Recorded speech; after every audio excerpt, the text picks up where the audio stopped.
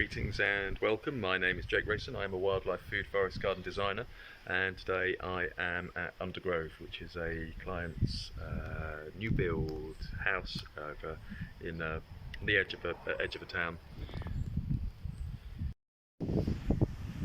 So today I am just going through setting up the outline for the garden. This is a rough outline, and I'm just going to talk through the various parts. I use bits of bamboo which I've cut into little pieces, 50cm lengths, and string, and this delineates paths.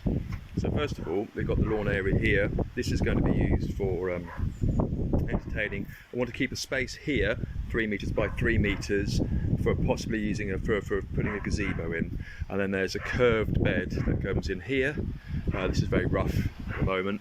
And then there's a path that goes around the outside. So the path is for access to the raised beds. There's going to be like a mixture of annual perennial vegetables here, which is good. And then this is the path that you'll be coming in on. This space here would make a good bed for a upright shrub to just kind of give a bit of cover over here, but without blocking out the sunlight from the west. So something kind of, I'm thinking like an Amelanchier or something, but something very upright and something kind of well controlled, because you don't want it spreading out here, or something that can have its lower branches removed. But it doesn't get more than 2.5 meters. And then this is the lawn space, so the bed somewhere around here, and then into this area here.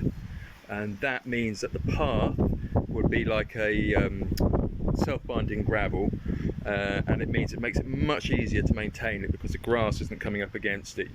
You'd have some other the border plant, a low-growing border plant that's much easier to control than grass. And then for the water feature, I'm thinking about a half barrel, sunken half barrel. You sink it into a kind of gravel or a sub-base mix to improve drainage, so you never have soil. Well, never have soil directly against wood, because it reduces the lifespan of the wood. That'd be circular in there, so relatively low growing, but there'll still be some, a mixture of flowers. There's a whole range of different options. It could be vegetables or perennials or flowers or both, or herbs. And then over on this side, whilst I'm down here, I would love to make use of that space. That's south facing on the outbuilding here, the outdoor office. And even if it's a small container or a small bed, but something here, but you'd have to pull out. I'm thinking you can pull out the path. You could have a curve coming around and then back round. So just so when you come in, you've got plenty of access. Yeah, you don't want to take up that space unless you can use some of this, just come into this space here, possibly. But it would be a shame to lose that.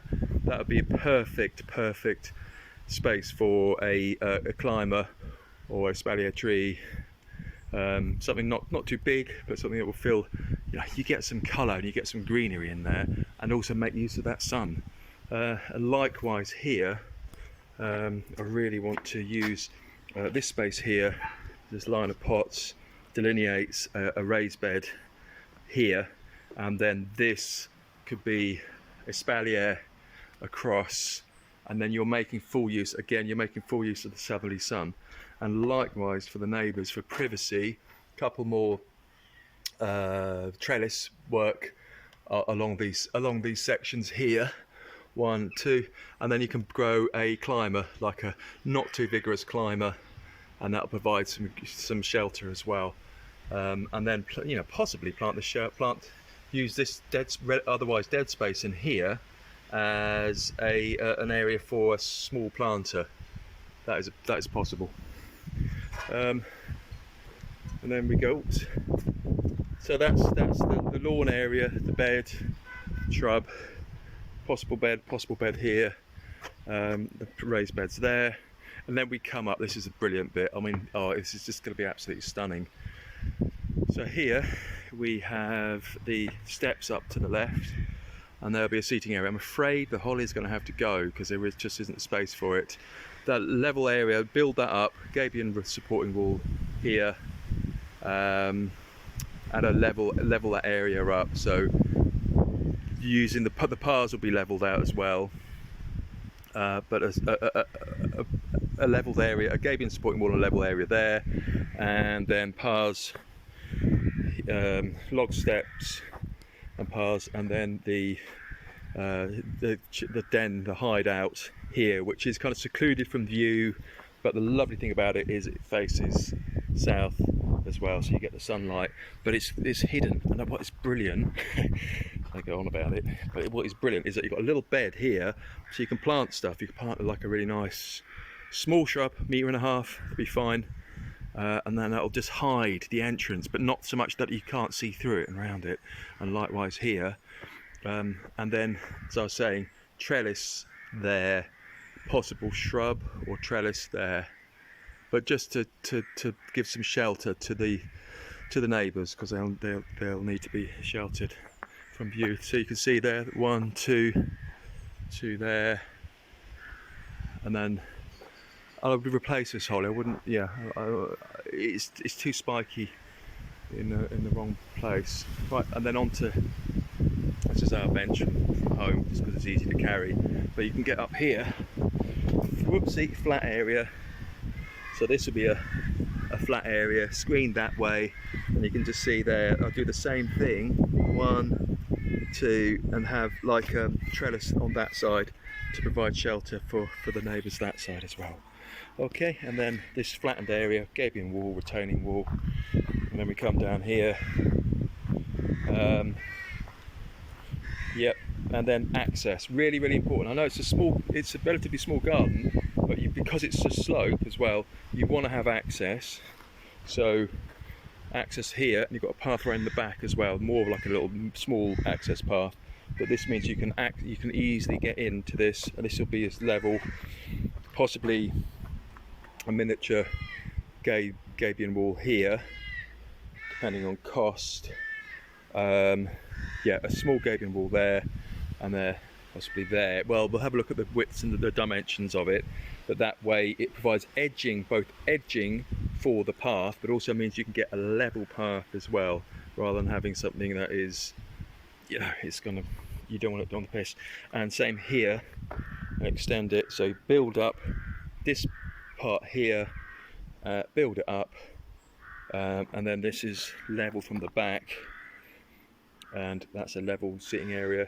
Obviously you want to have some sort of covering on it.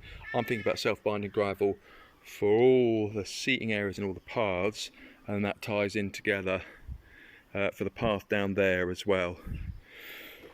Okay, and then we come down here, and this is where you start to have fun with the planting selection on these parts here, because you can provide, you can provide a bit of cover from the garden, and then here a very neat and tidy post and rail fence, and then having a handrail in the same material coming down, so it combines different types of wood, but it make sure they can fit together, and then that combines with the same finish on the hideout here as well, so those all tie in together.